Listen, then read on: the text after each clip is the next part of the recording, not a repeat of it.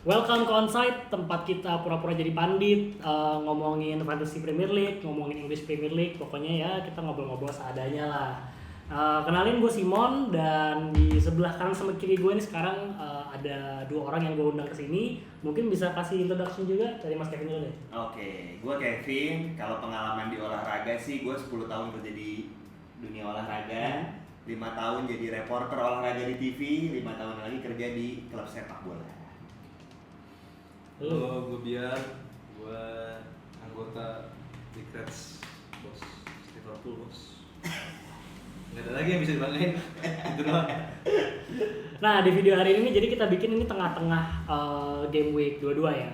Jadi masih ada 2 match lagi yang belum selesai, tapi kita bakal ngebahas pertanyaan-pertanyaan yang lo pasti lagi pertanyain nih. Kayak contohnya, apakah sekarang saat yang tepat menuju game week 23 untuk beli Haaland? Terus dengan Salah cedera, siapa yang bisa kita pakai sebagai penggantinya? Terus Ivan Toney apakah layak dibeli? Jordan Pickford apakah layak dibeli? Nah, kita bakal ngebahas itu di video ini.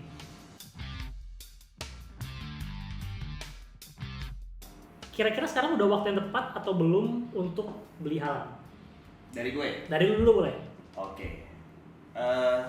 Pertama gitu, Haaland ini bajingan gitu ya.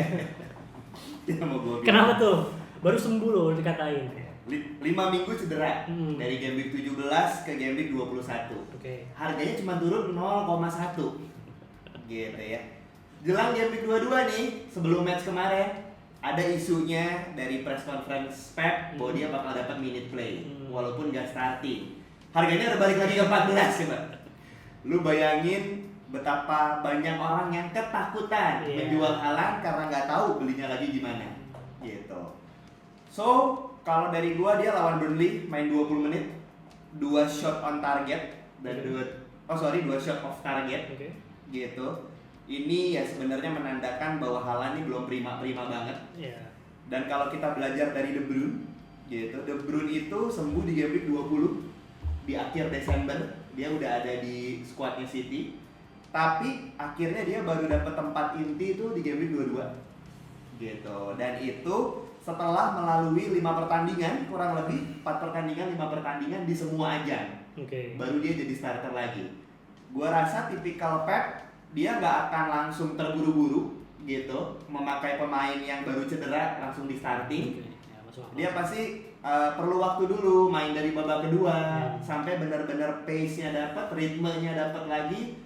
Dan kalau gue pribadi kayaknya gue akan mengorbankan tidak memakai Haaland di game week 23. Ya, terutama karena performance Alvarez di game week ini juga oke ya. Betul. Jadi mungkin itu jadi dilema juga buat Pep ya. Iya. Kalau serta-merta Alvarez bakal dicadangin dong dengan performa kayak gini.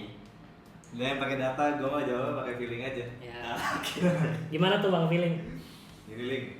Jadi menurut gue, kalau lo belum beli mah jangan beli Haaland. Tapi kalau masih nyimpen kayak gue nih, menurut gue pakai aja nggak apa-apa. Karena iya Alvarez lagi perform baik gitu kan. De Bruyne juga udah balik gitu kan. Tapi Pep itu selalu menemukan cara untuk menaruh 11 terbaik yang dia punya. Gitu. Haaland itu kan termasuk salah satu striker terbaik di dunia. Lu nggak jual berarti nih? Nggak jual, gue tahan. Salah satu terbaik di dunia, di bawahnya Darwin Núñez. Iya. Apa tuh indikatornya? Darwin Núñez sudah dalam crossbar challenge. Karena kena tiang mulu kan Darwin Núñez. Masalah gebok-gebok penonton, masalah crossbar itu Darwin di atas rata-rata.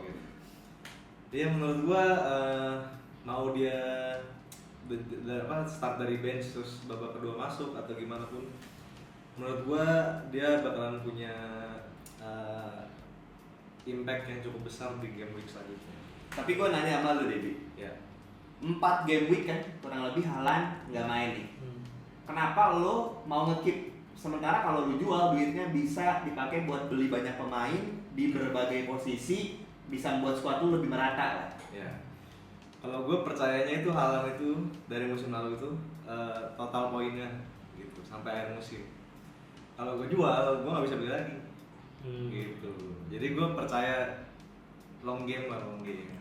Jadi sampai akhir musim gue yakin Haaland bakal ngumpulin banyak banget poin kayak musim kemarin gitu. Jadi gue tahan. Oke. Nah kalau menurut gue nih, gue sebenarnya condong juga ke jangan beli Haaland sekarang. Gitu. Kenapa? Karena yang pertama kayak tadi lo bilang gitu kan belum back to full fitness. Ditambah lagi gue ngeliat formnya Foden, De Bruyne dan Alvarez gitu kan. Walaupun mungkin De Bruyne bahkan mungkin sampai game next ini belum main full gitu ya. Either dia mungkin main 60-70 menit terus di sub gitu kan. Mungkin aja gantinya Haaland juga.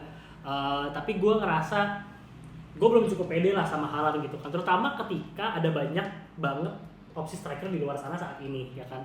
Jadi sebagai contoh Ivan Toney yang baru balik dari bandnya dia 2 game udah dapat 2 gol, udah dapat 1 assist gitu kan. Itu dia udah dapat 18 poin. Terus kemudian Nunes 5 game 3 gol 2 assist ya Walaupun ini kayaknya tim pembela Nunes dari tadi. Nunes 5 game 3 gol 2 assist 4 tiang. Oke. Masih lebih tiang lebih. Dan 20 kali buang peluang. Iya. Terus ada Watkins juga yang ya mungkin agak slow ya tapi tetap aja 5 game 1 gol 2 assist. Apakah gue lebih milih ngambil Watkins yang lagi slow performance-nya dibandingin Haaland yang baru berkali cedera? Jawabannya iya. Kalau gue pribadi ya. Nah terus kita sebenarnya bisa juga kalau misalnya kita nggak beli Haaland, kita bisa alokasiin ke midfielder gitu kan, kayak contohnya Jota 40 poin dalam 5 game, De Bruyne yang tadi gue omongin, terus kemudian Richarlison juga masih menjanjikan ya, Maddison udah balik, Bisa mungkin beli back mahal juga. Iya, bisa beli back mahal juga gitu. Dan mungkin satu hal yang banyak orang mungkin nggak ngeliat ya, tapi dengan nggak punya Haaland, lu mungkin bisa beli Trent. Yang oke lah Bradley formnya lagi bagus segala macem, tapi kayak nggak menurut kemungkinan Trent bisa masuk ke midfield gitu kan. Walaupun itu bukan sesuatu yang gue yakini, tapi mungkin gue lebih baik ngambil risk itu dibandingin ngambil Haaland di harga 14 juta gitu sebagai striker. Kalau gue sih yang terpenting, at least pastiin aja di game week 25 ketika Ya. City double game week, lu udah ada Haaland. Gitu sih.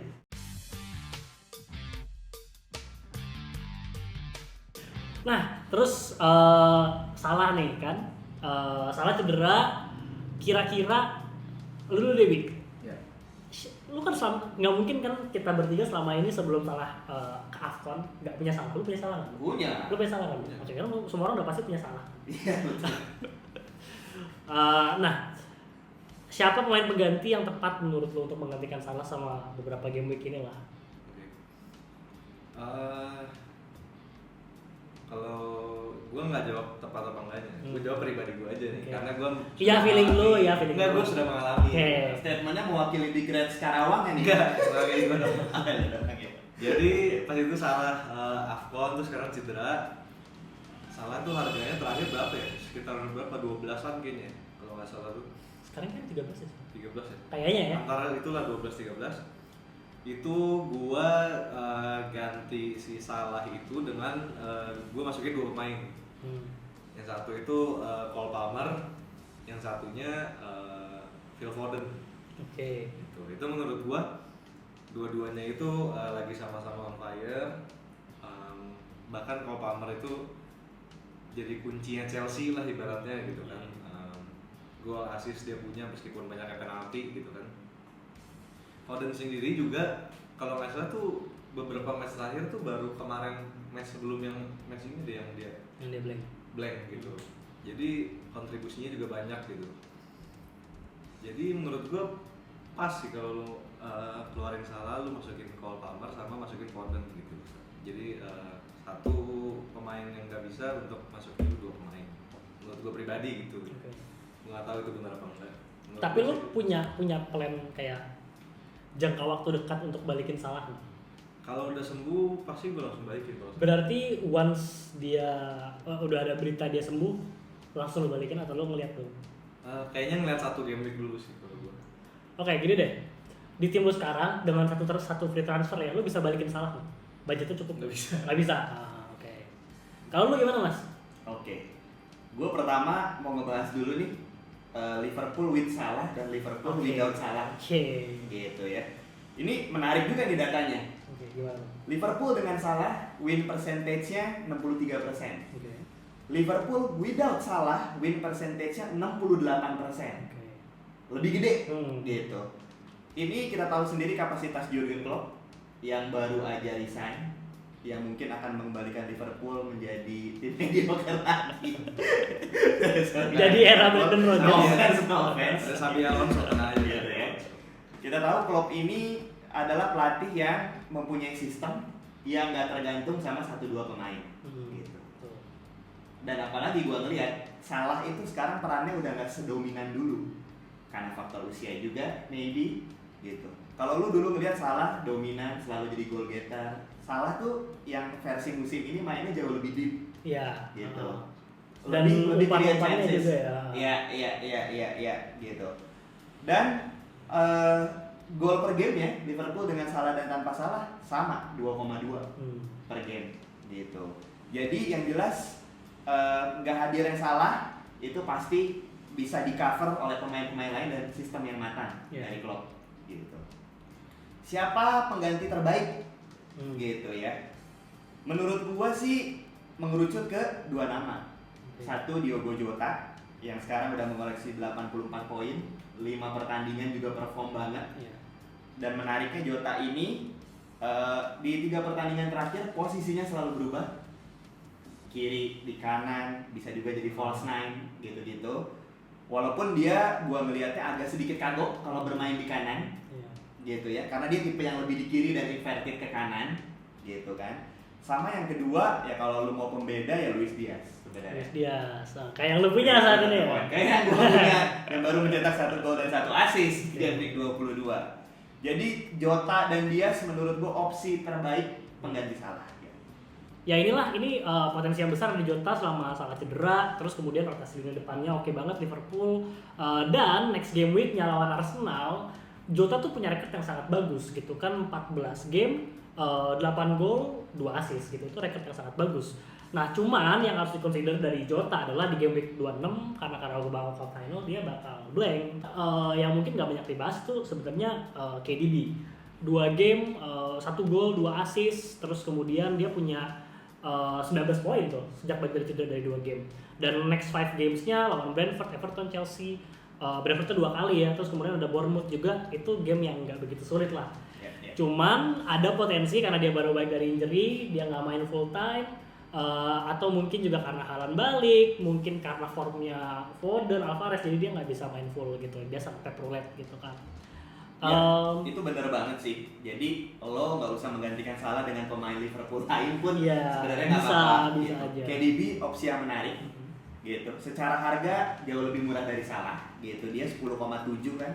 Salah 13,1. Selisihnya 2,4. Itu gede banget untuk lo bisa nge-upgrade lini belakang atau lini tengah gitu, ataupun sekalipun kiper gitu-gitu ya. Dan KDB ini garansi assist sih menurut gua.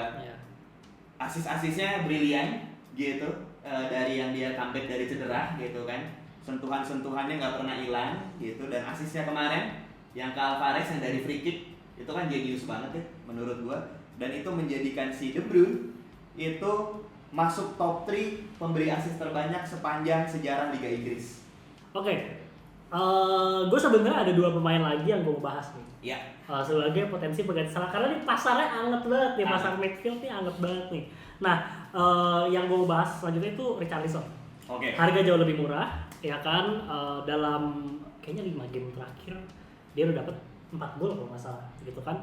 Terus kemudian next 3 games-nya dia cukup oke, ada Everton, ada Brighton, ada Wolves, 2 match itu home, satunya away.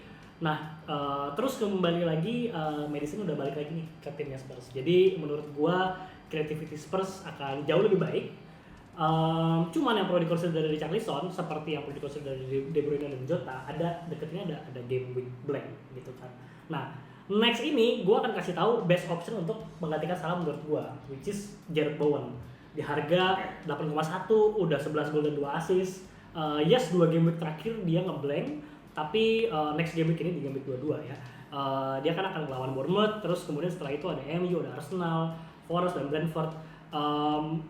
Bowen sebenarnya punya musim ini ya record yang oke lah melawan MU sama Arsenal gitu, 1 gol lawan MU, 1 assist lawan Arsenal. Dan juga Kudus sudah balik ke West Ham yang pasti akan membantu attack-nya West Ham.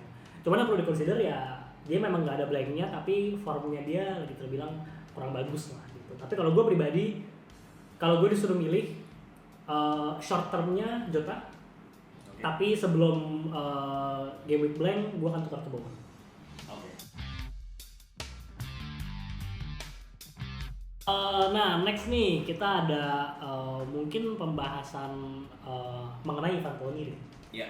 Gitu kan, baru balik dari band, 2 game bermain dengan sangat bagus. Gue coba pull up quickly statsnya dia ya. Nah, Ivan Toney sejak balik dari band 2 game melawan Forest sama Tottenham, dapat 18 poin, dapat 2 gol 1 assist. Sedap banget nih kayaknya nih ya kan. Haaland baru balik dari cedera, mungkin pakai Toney dulu. Menurut lu gimana Mas? Gue tuh melihat Ivan Toney ya, itu sebenarnya dari 2 sisi sih. Yang pertama stats, yang kedua psikologis. Gitu. Kita pertama bahas psikologisnya dulu gitu ya. Ini ada pemain yang berjudi. Iya. Gitu ya. Dia kayaknya main FPL juga deh. Mungkin dia main FPL juga gitu, dia berjudi. Bahkan dia itu berjudi di tim-tim sebelum Brentford gitu. Di pas Brentfordnya pun dia menjudikan gitu, ngaku kan. Disanksi 8 bulan, tapi klubnya tetap mau nampung. Gitu. Klub mana sih yang sebaik itu? Ya. Mostly klub pasti akan nge-kick pemain yang udah terlibat judi. Gitu dong. Nah, di faktor psikologis ini Ivan Toney ini merasa berhutang nih ke Brentford. So that's why dia harus membuktikan ya kalau dia memang masih layak dipertahankan. Menunggu 8 bulannya itu tuh harus terbayarkan. Yeah. Gitu sih. Itu sisi psikologis yang ngebuat dia akan perform gitu menurut gua. Dari sisi stats ya kita udah nggak usah ragukan, ini emang primadona FPL. Terutama dari musim lalu dia masuk top 10 penyumbang poin terbanyak di musim lalu.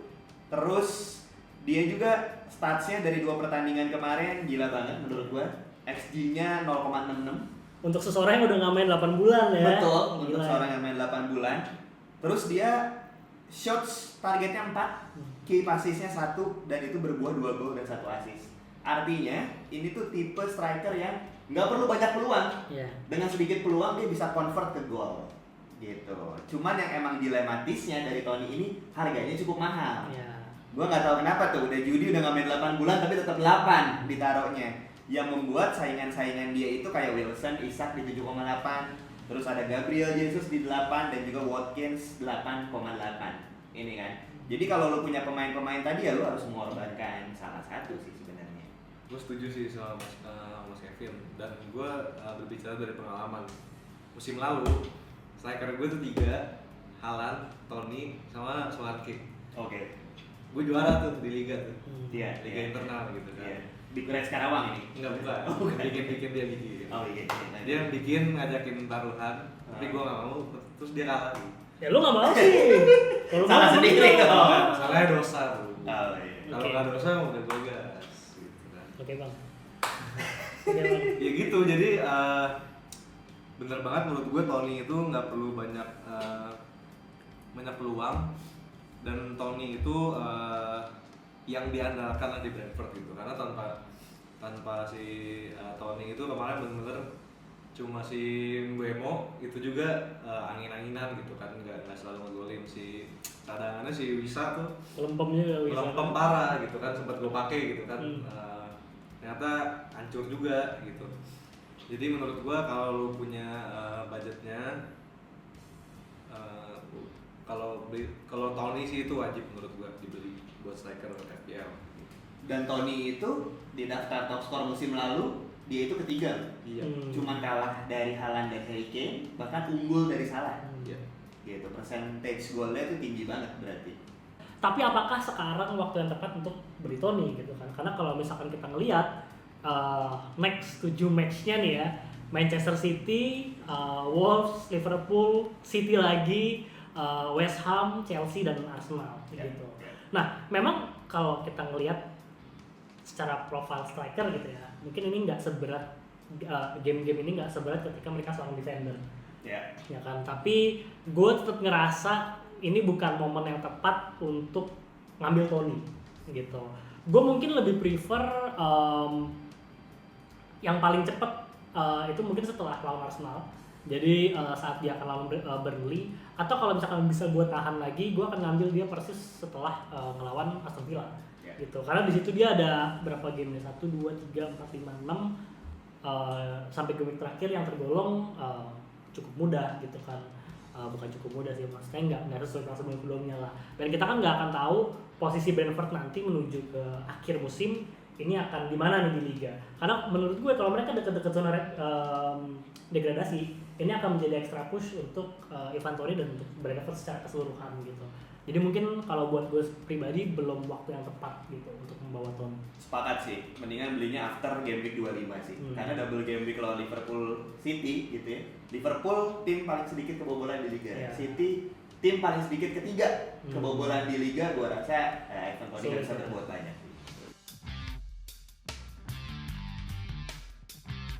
Luton ini menarik, 5 pertandingan terakhir nggak pernah kalah. Gitu, 3 menang dan 2 imbang. Dengan yang mengejutkannya mengalahkan tim The Derby Ball 4-0 telak tanpa balas gitu ya. Dan satu pemain yang menarik perhatian gue itu adalah Adebayo. Oke. Gitu ya, Elijah Adebayo. Yang baru aja hat-trick ya? Iya, yang baru aja hat-trick gini. Ini pemain udah gue pantau cukup lama, mungkin 10 game week terakhir. Kehadirannya itu benar-benar blessing in disguise gitu ya, karena striker utamanya Morris sempat cedera kan, sempat nggak perform, dan ketika dia dimainkan selalu ngasih kontribusi gitu ya. Kalau lu ngelihat ini pemain ini tuh vibes-nya kayak Emmanuel Adebayo, gitu. Namanya mirip lagi. Emmanuel Adebayo. Namanya mirip, posturnya mirip, rambutnya pun mirip, gitu ya. Dan dia ini pengoleksi poin terbanyak di Luton, 75 poin so far, sama kayak Morris dan juga Alfie Doughty. Gitu. So, jadi kalau di tim lu ada Haaland gitu kan, kemungkinan besar 2 striker lainnya harganya itu pasti yang 18 dan 15 ke bawah, gitu kan. Lu perlu satu lagi nih opsi nih untuk melengkapi squad lu, ya Adebayo adalah pilihan yang tepat. Adebayo itu musim ini setahu gua 8 gol tapi 3-nya coming di match terakhir. Kayak mungkin budget striker yang cukup baik memang ya Adebayo, tapi kalau gua pribadi gua nggak begitu tertarik dengan striker-striker di bawah harga 6 juta, kecuali Joao Pedro. Yang kemarin gitu kan. Tapi itu juga gue ngerasa udah mulai turun lah performanya gitu kan. Dan rulenya pun gila kan, si De Zerbi kan. Ada Evan Ferguson sama Welbeck juga gitu.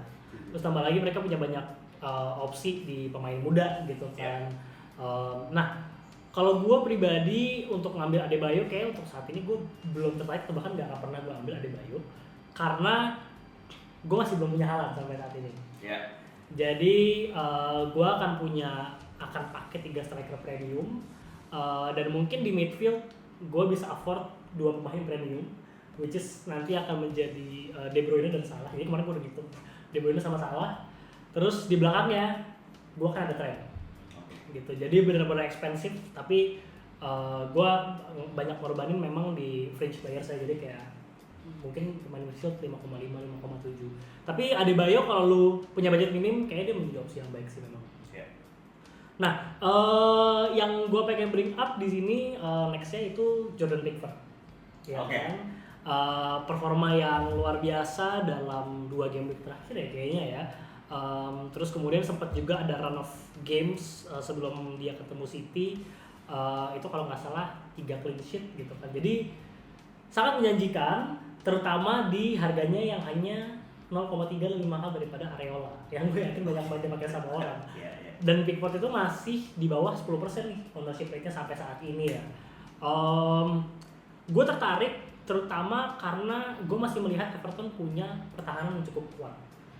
Jadi bukan hanya di Pickford doang, tapi gue melihat itu ada di James Tarkowski juga yang bisa ngebantu mendapatkan clean sheet. Dan saat ini Everton itu sudah mengumpulkan 5 clean sheet, which is untuk musim ini ya, itu angka yang lumayan bagus gitu kan. Jadi menurut gue itu sebuah pemain yang bisa lo consider. Cuman kalau nggak salah ya di beberapa next match-nya itu Pickford ada pertandingan-pertandingan yang susah. Jadi sabar, kita lihat dulu nih di fixtures-nya. Nah, setelah game week 23 ini bakal lawan Spurs, abis itu City, Jadi 2 match yang cukup sulit, terus kemudian mulai game week 28 juga lawan MU, game week 29 lawan Liverpool. Jadi agak up and down nih tim yang akan dilawan sama Everton gitu kan. Menurut gua Pickford bisa menjadi opsi yang baik kalau misalkan lu punya kiper cadangan yang juga bisa masuk anytime Pickford lawan big team gitu kan.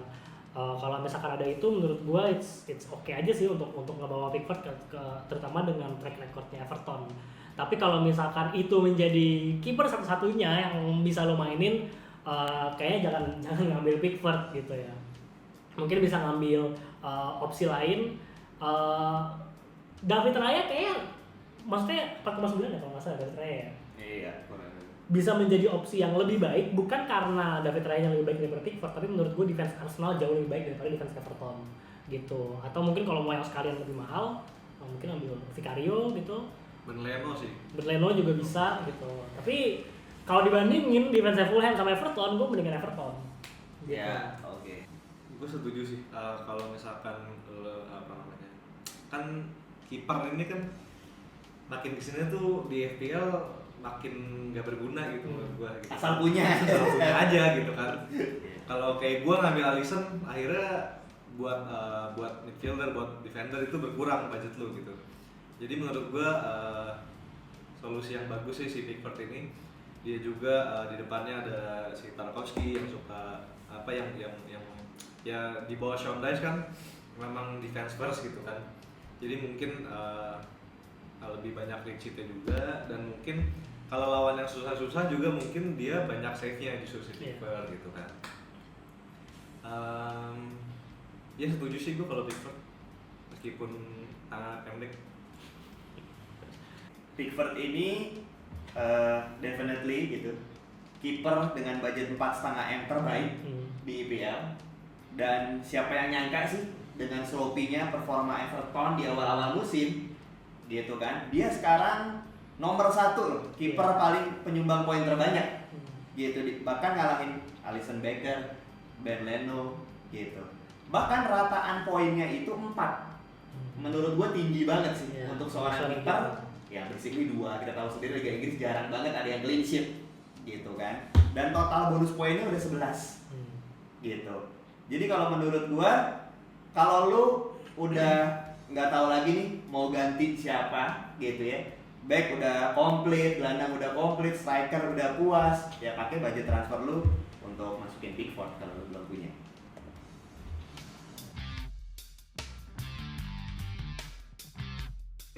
Olise. Oke. Tapi dengan catatan kalau dia nggak cedera, karena sering banget buat saya cedera. Dan sekarang juga flag kuning ya di FPL. Makanya kemarin tarik keluar ya kalau nggak salah, nggak sampai full time. Dia si Olise itu kalau main dia itu kemungkinan besar akan berkontribusi ke assist ataupun ke gol.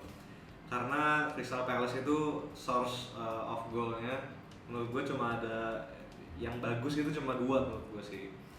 Si Olise yang pertama, yang satu lagi si Eze. Cuma masalahnya kan dua-duanya ini suka cedera. Opsi ketiganya siapa? Paling Jordan Ayew, itu juga aduh bapuk banget. Hudson Edouard. Cedera. Pas gue pakai, pas gue nonton cedera. Ganti Mateta sekarang. Gitu kan. Ya, Michael Olise sih menurut gue oke. Terus satu lagi tuh. Sabar dong, Michael Olise dulu dong. Michael Olise iya, dulu bahas. Boleh bahas dulu. Tapi ini Michael Olise menarik sih, 46 poin dalam 5 game terakhir. Dalam game terakhirnya 1 gol, 2 assist gitu kan, dia ngambil 5 shot dari angle-angle yang bisa dibilang cukup susah. Cuman 1 yang dari dalam box gitu kan. Jadi dia punya profil pemain yang bisa kalau misalkan tim musuh main low block, dia bisa ngambil dari luar gitu kan. Terus next game weeknya Crystal Palace sangat menjanjikan ya, beberapa match gitu kan. Mereka lawan Brighton yang habis dijebol habis-habisan sama Luton, mereka lawan Chelsea, Everton, Burnley, ada Luton juga, ada Spurs. Jadi run of games-nya cukup mudah tuh untuk punya Michael Olise sekarang, mungkin sampai game week 31 gitu, setelah mereka lawan Bournemouth habis itu udah dilepas. Jadi Olise menarik, tapi ya kembali lagi gitu ya tadi ya, injury prone-nya mungkin bisa menjadi satu hal yang perlu dipertimbangkan. Kalau misalkan di tim lu nggak ada Haaland, gue tuh nggak kepikiran gimana caranya Olise bisa masuk ke squad gue. Oke. Karena lo secara gelandang pasti merata dan gelandang lo jago-jago semua gitu. No spot lah untuk pemain kayak Olise. Iya. Tapi ketika lo memutuskan beli Haaland, ada budget lini tengah yang pasti harus lo korbankan. Ya, betul. Olise ini pemain yang paling tepat di bawah 6M, 5,9 kalau nggak salah sekarang, yang kontributif. Ya, betul. Gitu sih. Jadi kalau strategi gua, either lu kalau nggak ada Haaland di tim, ya nggak usah beli dia, ngapain? Kalau misalkan lu mungkin beli Haaland dan lu butuh ngurangin budget dari lini tengah lu, ya Olise tepat untuk squad lu.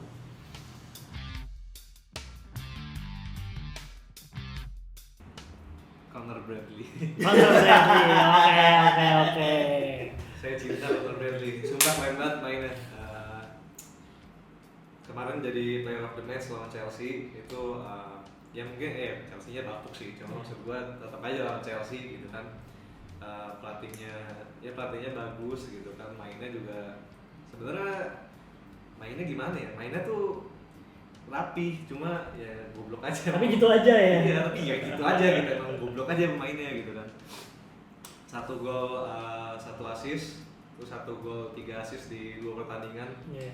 29 poin. Untuk right back ya. Untuk Gila. right back yang posisinya itu cuma ngegantiin abang lo nih yang cedera gitu kan, vice captain lo yang cedera gitu. Menurut gua oke banget, harganya juga murah, cuma 4 juta. Cuma ya balik lagi kalau trennya udah balik, mungkin menurut gua No chance bagi Bradley. Kalau gua sebagai fans Liverpool, gua ngelihatnya dia bakal main. Oke. Karena jelas lebih bagus, lebih balance timnya, dia defense-nya gitu, dengan di kanannya Bradley, di kirinya Joe Gomez gitu. Oke. Lebih tangguh. Itu sih. Cuma kalau dilihat dari logika sih kayaknya enggak. Masih tren main gitu. Oke. Ingat ya, Bian di kita dari Bikers Karawang bilang kalau misalkan Bradley lebih bagus daripada Trent Alexander-Arnold. Bertahan. Kita ingat itu selamanya. Ini gue bikin short clip, gue masukin di shorts. Defense-nya bro. Jejak digital apa Jejak sih? digital. Iya udah lah. Menurut gua terlalu dini sih untuk Oke. bilang pemuda ini jago, itu berkelas. Tapi emang dari 2 pertandingan gua ngelihat dia secara sisi defensif jauh lebih bagus daripada Trent. Iya. Klopp kan selama ini bertaruh, dia mainin TAA dengan resiko emang defensifnya keropos dan jadi diserang terus di flank kirinya sama lawan, gitu kan. Tapi bisa nge-convert baliknya lewat offense-nya, Iya. lewat set piece taker-nya, gitu kan. Tapi menurut gue Klopp butuh fullback yang bisa ngebalance, terutama ngelawan tim-tim gede. Jadi gue akan rasa menarik sih kalau misalkan si Bradley ini main lawan Arsenal. Menurut Di gua bakal Emirates starting. pula, Menurut gitu gua bakal kan. starting. Soalnya pas FA Cup dia ngekunci Martinelli. Trent nggak bisa. Iya. PAA ya. Tapi satu yang gue bingung sebenarnya, Apa tuh? kenapa lu bisa punya Bradley di squad lu? Tahu ya, anjing ya? Dan Walker nggak main, Bradley naik dari cadangan, anjing. Itu dapat ilham dari mana lu? Kayak gitu. Sebagai FPL manager dong, pastinya. Lu berani nggak mainin Bradley di laga lawan Arsenal? Kalau gue pribadi karena gue udah punya Bradley, gue berani. Karena ya kayak yang tadi dibahas sama Bian ya, lawan Arsenal menunjukkan dia bisa ngantongin Martinelli. Terus juga gue rasa Trent nggak akan di rushback secepat itu. Dan kayaknya itu resiko yang berani gue ambil karena gue juga punya Gabriel di tim gue. Dan gue harus milih salah satu dan kayaknya akan gue korbanin adalah pemain dengan potential attacking return yang lebih sedikit, itu Gabriel. Karena menurut gue pertandingan ini nggak akan berakhir 0-0. Menurut gue kedua tim pasti akan cetak gol. Dan menurut gue di sini buka kesempatan untuk Bradley punya attacking return sih. Tapi bukannya, ini kan tim sama-sama alot ya. Defense-nya terbaik pertama sama terbaik kedua nih, Yes. dari segi jumlah kebobolan.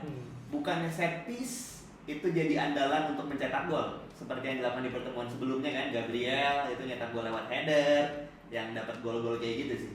Menurut gue di game week ini kalau gue bisa fantasize ya, Menerawang. kalau kiper ini gue ngomongin spesifik Liverpool ya, karena kan kita ngomongin Bradley. Ya. Alisson, Gomez, Konate, Van Dijk, Bradley, terus kemudian McAllister, Jones sama Szoboszlai. Oke. depannya mungkin Dota, Nunes sama Dias ya mungkin ya. Nah, kenapa gue masukin Szoboszlai balik lagi ke lineup ini karena ya dia yang akan memainkan posisi tersebut untuk ngambil set piece, untuk ngambil tendangan jarak jauh gitu.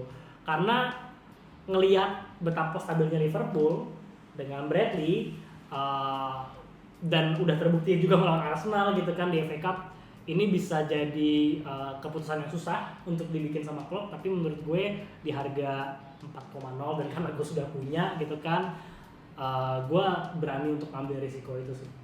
Oke, kayaknya sampai situ aja pembahasan kita. Thank you udah nonton, jangan lupa like video ini, subscribe juga kalau misalkan lo suka sama kontennya, dan kasih tahu kita di kolom komentar kira-kira apa yang bisa kita improve, topik apa yang mau lo bahas selanjutnya, atau mungkin mau ikut Liga FPL kita, bisa join Liga Ngobong.